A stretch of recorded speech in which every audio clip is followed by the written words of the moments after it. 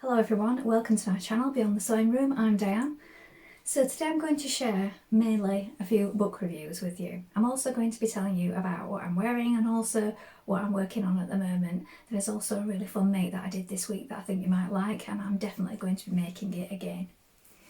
So first of all, I've been doing a lot of reading again lately, and I did a few book reviews a while ago, chatted about those. I've not done any recently, although I do read all the time.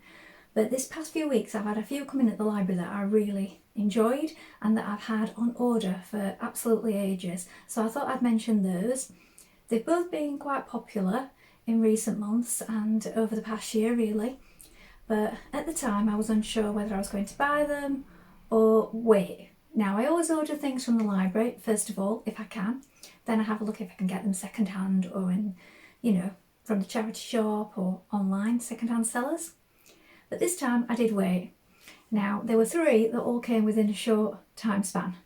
Now the first of these I've not got here because I've already taken it back to the library, but it was Supercommunicators by Charles Duhigg. I think I've said that correctly. I'm going to insert an image here on the screen.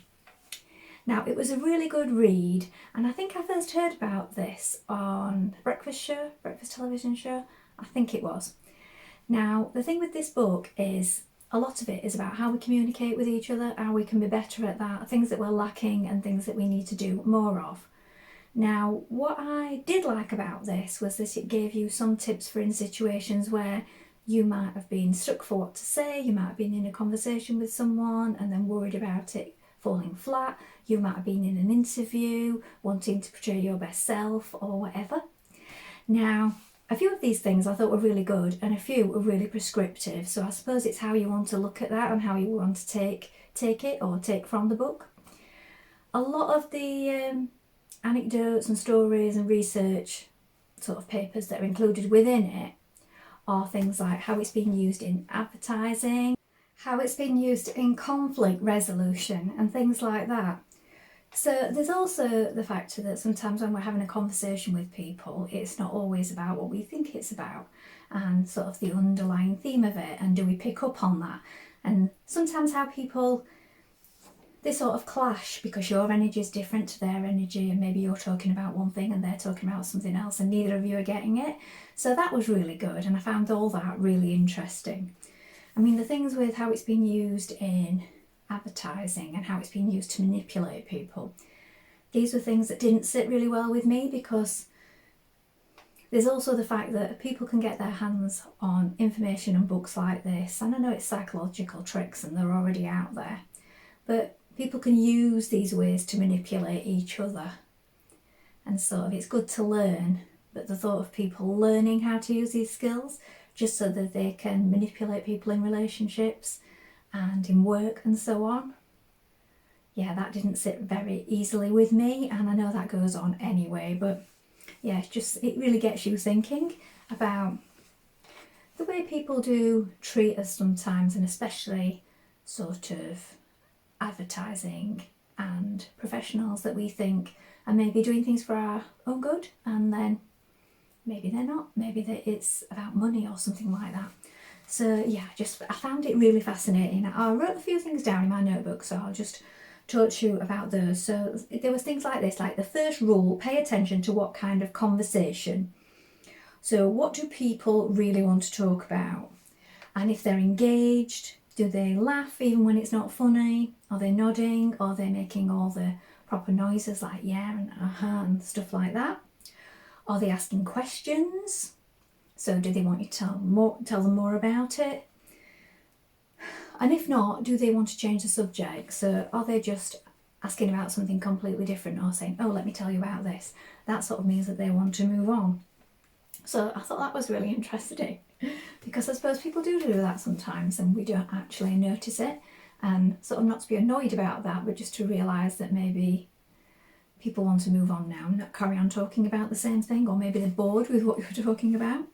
So the second rule is share your goals and ask what others are seeking. So ask questions, notice clues, so notice their clues and pick up on them, and experiment with new ideas.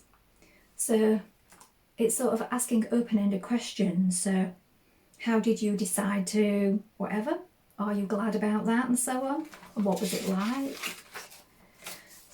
And again, notice their cues.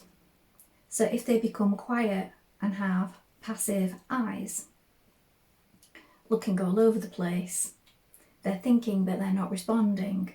So it's picking up on those cues. Now, I did love all the ideas in there. So sharing your goals and then finding out what's okay and finding out what others are seeking. So the idea is that you experiment with different things and then see what feedback you get, and then really try to pick up on what people cling to and what they want to explore further, rather than just going down that same road that you were going down with the conversation. And also asking deep questions, that was another thing that was mentioned. So not always keeping the conversation light, because sometimes people do want to talk about deeper subjects and this can lead them into something meaningful to them that they might want to discuss with you. And also to really make sure that you're listening and not just add on your own little bits about what's happened to you. Sort of really let them know that you've listened and that you hear them, and let them know that in your speech. So you can share your own, but sometimes it's good to just add a little and let them know that you've had a similar experience, but not to delve too far, that's what I took from it, into your own past, because then that's turning it around and making it more about you. Just different things. So they were just a few things that I just surface jotted down. Obviously there's a lot more to the book than that, but it's a really good one. Like I say, there are a few things that made me feel uncomfortable, but a few things that I thought, oh, that's a really good idea. And I'll have to think further about that in the future. So that's the first one. So again, that was from the library, but you can buy it online, secondhand, but do check out your library first of all. And then next up, it was a fiction book that I'd ordered, again, last year. So it was Yellowface. Now, I have read 2 other books by this same author. Now, the first one that I got was Babel. I loved that. I bought that one for myself, thoroughly enjoyed it, got completely lost in that world, and I thought, right, I've got to find more books by this author. So then for my birthday, my son bought me Poppy War.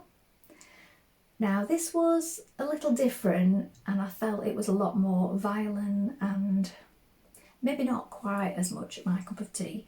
So maybe not entirely for me. I sort of enjoyed it half the way through because I really was enjoying the storyline of it, but then from halfway onwards was more about the war, and obviously, as the title suggests. Yeah, I won't be getting the other books in that series for that one, but the writing was still really good. But I had this one, as I say, on my library list, and I absolutely loved this. I read this over the course of just a couple of days last week, and it was just so good. I mean, the main character, she does an awful thing. I'm not going to give any spoilers away. A lot of it is about the publishing industry and also social media and how it affects our lives and how it affects us mentally and our mental health. So some real sort of interesting insights in there about how we're all living our lives online, but also right and wrong, fascinating, and a really different main character. So I really want to take a look at, and you always know if it's a good book if you read it over a couple of days. So it's Rebecca F. Kwang. Sometimes it just says R.F. Kwang on, I hope I've said her name correctly, as an author title, which it is on the other books, and brilliant. Just please get your hands on this one if you can. I'm sure you'll love it. So that's the next one. Obviously, I'm not going to say too much about the storyline of that one because it'd be very easy to give away the whole plot straight away, so I'm not going to. And then this latest one that I've just finished, again, I've had it ordered for a long time from the library, and it's this one by Chris Van Tullochen, and it's Ultra Processed People. So I found this one really interesting because this is something that I read a lot about, sort of diet and nutrition and ways that we can sort of help our own health. But just a little thing to be aware of, if you have any issues around disordered eating, maybe just think about that before you read this, because it's all about ultra processed foods, and ultra processed foods do tend to be in pretty much everything other than whole food like a tomato or an apple. So unless you're making everything from scratch these days, you are going to encounter that in just about all kinds of everyday products. So if you have disordered eating in any way, I'd think very carefully before reading it from cover to cover, because it is quite shocking, and in a good way, because it opens your eyes to what's going on.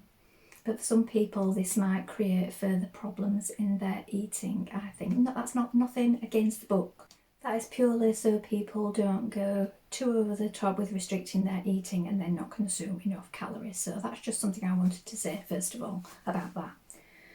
So Chris did do the diet of eating just ultra processed food for a period of time, and he was monitored before and after he started this study, just to see exactly what it's doing to people's bodies. So of course there are people that just eat all processed food all the time, so breakfast cereals, lunch, dinner, it will be something out of packages, cardboard boxes or ready meals and things like that, and not think anything of it. And a lot of people do that because they're busy and working long hours, so they don't think it's doing them any harm.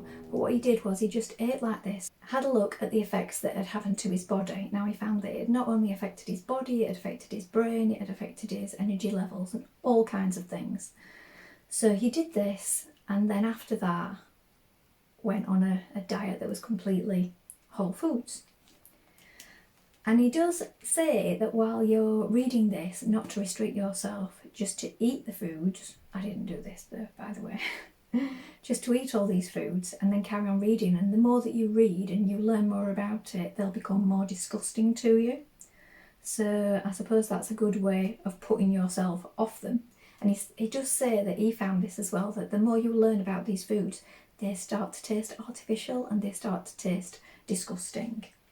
So there are lots of studies that have been done on all kinds of additives, and also lots of stories about how different companies have gone against what's best for the public and then continued to market in poor areas all around the world, just for the bottom line basically of making more profit, which is really upsetting. And there was one story that struck me in particular, was about formula food being marketed in areas where people didn't have the means to make up the formula or sanitize anything properly to make it up. They didn't have clean water, and also they couldn't afford it after the initial free packages and reduced packages were offered to them and got them sort of into it. And then of course the mother's milk had dried up, so they couldn't then feed their children, so they were stuck on this cycle of needing the formula, and a lot of children died because of that. A lot of babies died, so that was really upsetting. So that was one story in particular, and that was all about getting this product out there to more people to make more money. So that was just horrible. So I really didn't like that. So there's lots of things like that, lots of studies, lots of little moments in it where you think, oh, I didn't know that, about the difference between a biscuit and a cake and how VAT is applied to things, and the same with potato snacks and crisps, and how changing with Pringles, changing the shape and arguing the potato content in them meant that they could get out of the loophole of paying VAT on these things. But also, if they've really got so little potato in, they'd think about what are they actually made of, which is quite disgusting. So yes, so if you're interested in food and nutrition, I would really recommend this one. And it's quite a big book and it's quite dense, and at the bottom of every page obviously it's got further information, and then all the notes at the back of the research papers and everything, where he got all this information from. And he's of course a doctor, medical doctor, so you know that it's backed up by science and facts, and yes, I really loved it. So that's that.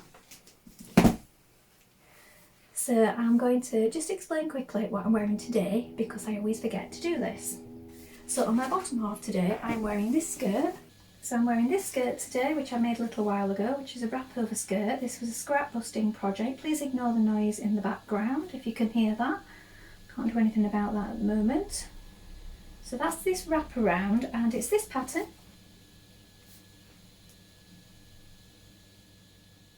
Yeah, so on the bottom half I'm wearing Bird 6733, and I made this one for a work project and then decided to make it for myself. And on the top I'm wearing this t-shirt, which I think it was a Wardrobe Builders t-shirt, but I did do another black one that I did from a previous t-shirt, so I'm not entirely sure. I think it is Wardrobe Builders one, this one, but the sleeves is not from them, it's just my own particular sleeve that I made shorter, added a little band and a little gather to this one, so that's what I'm wearing today. Now I also wanted to share with you a coat that I made this week for work. I absolutely love it. I wasn't sure about the colour on me, and again, it's not for me, but I did make it in my size, so I'll pop up an image, and it's this gorgeous coat. Now, where's the pattern? Here it is. It was this one, it's Lizette 6385, and I made the pink one just like it is on the cover. And I think I'm going to do another one in the winter. Not now, in the winter. That one that I made was in boiled wool. I won't be using boiled wool. I find it way too itchy, and I don't tend to buy wool products anyway, or animal products. I'm going to buy the vegan wool for that one, I think. And I didn't think the pink suited me, but my friend said it did, so maybe I'll go for the pink. Maybe it's not such a wintry colour though if it gets dirty or splashed on. We'll see. I was thinking more of an emerald green or something like that. So in the coming months, maybe late autumn, as we come into winter, I'll be making that one again. So that's that. And then the other thing that I made this week was a really cute little waistcoat for a child. How cute is that? This is a work project, of course. My children are all grown up. But I made the adult version of this little suit quite a while ago, and this is the children's version. So I've done the trousers, I've done the waistcoat, I just need to do the little jacket, and that's for a 2-year-old. I just thought I'd share that with you. And the pattern is